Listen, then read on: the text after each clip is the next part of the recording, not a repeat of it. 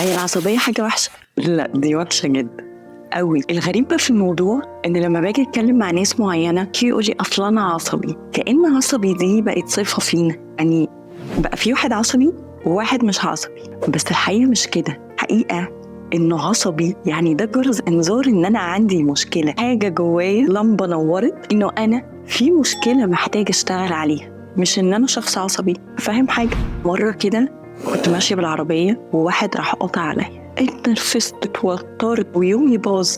وحياة ربنا انا وبقت عندي مشكلة. بس انت عارف تخلاني اعمل ايه؟ خلاني اروح جايبة ورقة وقلم واقعد اشوف انا ليه متضايقة. هو الموقف فعلا اللي عصبني ولا انا كان في حاجة تانية؟ هنا بقى بدأت أفهم إن إحنا كلنا محتاجين ورق وقلم، محتاجين نعرف إيه التراكمات اللي خلتني شخص عصبي. مش أنا شخص عصبي، مفيش حاجة اسمها واحد اتولد عصبي والتاني مش عصبي. في واحد الخزان بتاعه صغير والتاني الخزان بتاعه كبير، بيتملي بس بعد وقت طويل فينفجر بس بعد وقت طويل. لكن التاني الخزان بتاعه صغير، فتلاقيه بقى مع موقفين ولا حاجة الخزان اتملى وانفجر أسرع. هو ده الفرق اللي احنا بنسميه ده عصبي وده مش عصبي. انت سميتهم بس هم ليهم حقيقة علمية على فكرة.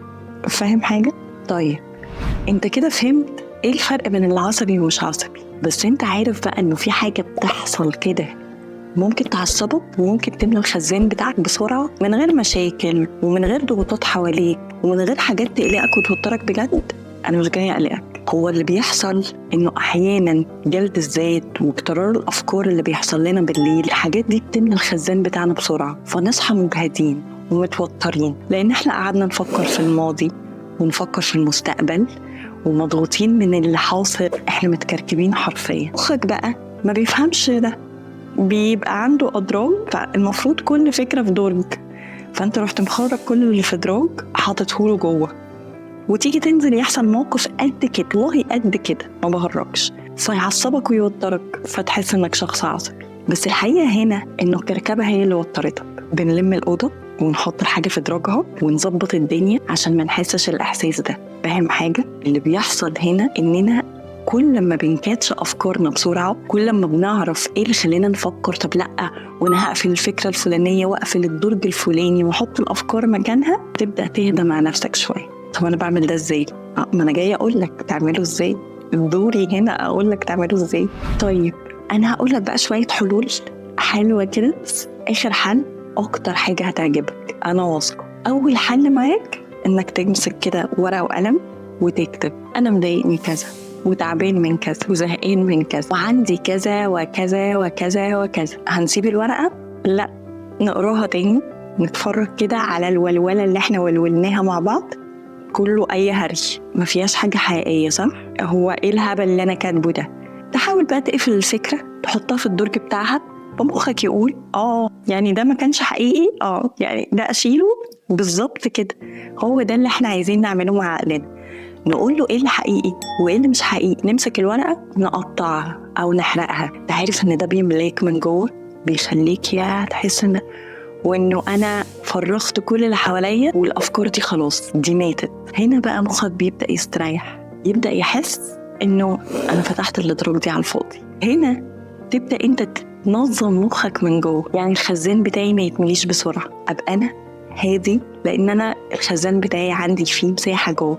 الحل التاني وده أغربهم، أنت عارف اللايف ستايل روتين، إن أنا أعمل نظام يومي صحي رياضي لنفسي. أنا عارفة إن الكلام ده كلام إعلانات بنشوفه في الفيديوهات، بس يعني لو جيت أقول لك طبقه أكيد الموضوع مش سهل. أيوة، ما أنا عارفة إنه مش سهل، بس تخيل بقى إن أنا هقول لك إيه السهل. السهل هنا إنك ممكن تعمل إيه؟ تنظم أول ساعة في يومك. يعني أنا بصحى الصبح أشرب كوباية الشاي اللذيذة في الهوا بتاع ربنا، أفتح الشباك وأقف أشرب الشاي بتاعي الصبح، وأنظم سريري وأبقى مجهز اللبس بتاعي، شوية بخور حلوين، معطر جو كده، أحس إن الحياة حلوة، فانزل الصبح وأنا رايق. وهنا لما بتعمل لايف ستايل روتين أو نظام صحي بيحب الموضوع ده جدا، بيبقى صاحي الصبح مش متوتر ولا قلقان، بيبقى عارف احنا هنعمل ايه بالظبط. اول لما بتصحى الصبح اول ساعه دي مهمه، ونمنع السكرولينج، ما بنفتحش الموبايل خالص. اول ساعه الصبح دي نصحى مع نفسنا. يا بقى لو كنت بتضيف حاجه روحانيه للروتين بتاعك، ندعي ربنا شوية، نتكلم مع ربنا، نصلي، ندعي، نعمل أي حاجة. طب الرياضة صعبة صح؟ مش سهلة، بس يا كده لو صحينا الصبح قعدنا نعمل تمارين التنفس اللي هي نشفط بس بطننا لجوه كده ونعد 5 عدات، يا ده الموضوع ده بيرجع تاني لنفسك الهدوء، يخليك ترجع تاني لهدوءك النفسي. بس كده لا، ما بيعمل لناش كرش، بيشيل الكرش كمان. يعني خليتك تلعب رياضة. مش بس كده، انت بيبقى عندك احساس التأمل بقى، ان انا واقف في الشباك الصبح شايف كل حاجة رايقة، شايف كل حاجة هادية، برجع تاني لهدوئي. صدقني الموضوع يخليك ترجع تاني من الأول، كأنك ما عدتش بضغوطات في حياتك. أنا عارفة إن الموضوع مش سهل، وإن الكوارث اللي في حياتنا أصعب من كده، بس هي الكوارث اللي في حياتنا ما بتنتهيش لما بنقعد نفكر بالليل، بس بتنتهي لما نحاول إن احنا نفضي دماغنا الصبح. بنبدأ من الأول والله.